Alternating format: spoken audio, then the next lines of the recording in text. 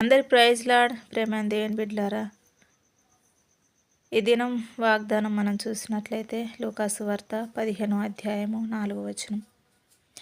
మీలో ఏ మనుషునికైనాను 100 గొర్రెలు కలిగి ఉండగా వాటిలో ఒక్కటి తప్పిపోయిన ఎడల అతడు 99 అడవిలో విడిచిపెట్టి తప్పిపోయినది దొరకు వరకు దానిని వెతక వెళ్ళడా.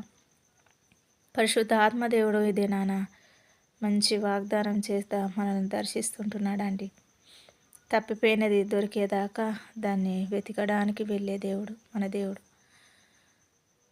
ఈ సంవత్సరంలో నువ్వు మారు మనసు పొంది ప్రార్థన చేస్తూ యథార్థంగా జీవిస్తూ ప్రభు నీ జీవితంలో ఏ కార్యము చేయలేదని నువ్వు అలసిపోయి ప్రభువును విడిచిపెడితే, ఒకవేళ ప్రభు నిన్ను విడిచిపెట్టే దేవుడు కాదు.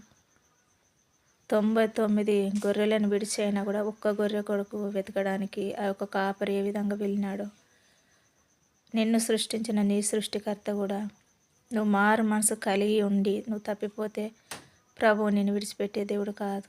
మరలా ఆయన వెతికి తన సన్నిధానంలోనికి తీసుకువచ్చే దేవుడు. నీ జీవితంలో ఆగిపోయిన ప్రతి కార్యంలో ఆయన నెరవేర్చే దేవుడు అయి ఉంటున్నాడు.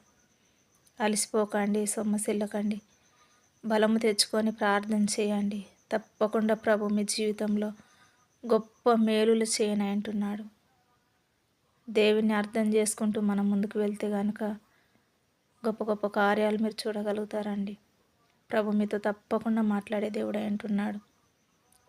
గాడ్ బ్లెస్ యూ ప్రియమైన దేవుని బిడ్డలారా. ప్రార్థన చేసుకొని వాక్యం చదవండి. తప్పకుండా ప్రభు మిమ్మల్ని కొనసాగింపజేసే దేవుడు. ప్రార్థన చేసుకుందాం. పరిశుద్ధుడా, ప్రేమ కలిగిన తండ్రి, నమ్మకం కలిగిన దేవుడా, ఇది నాన్న ఎంతమంది బిడ్డలు ఈ వాగ్దానం విని రిసీవ్ చేసుకుంటారో, అనేకులకు పంచుతారో, వారందరి జీవితంలో ఈ సంవత్సరంలో ఆగిపోయిన ప్రతి కార్యం లేసు నామలో నెరవేర్చబడును గాక. ఒకవేళ తప్పిపోయి ఉంటే ప్రభువా, మీరు వెతికి తీసుకొని వచ్చి నీ మందిరంలో నిలబెట్టండి. ఆ విధంగా సహాయం దయచేయమని యేసు నామములో అడిగి వేడుకుంటున్నాను మా తండ్రి. ఆమెన్.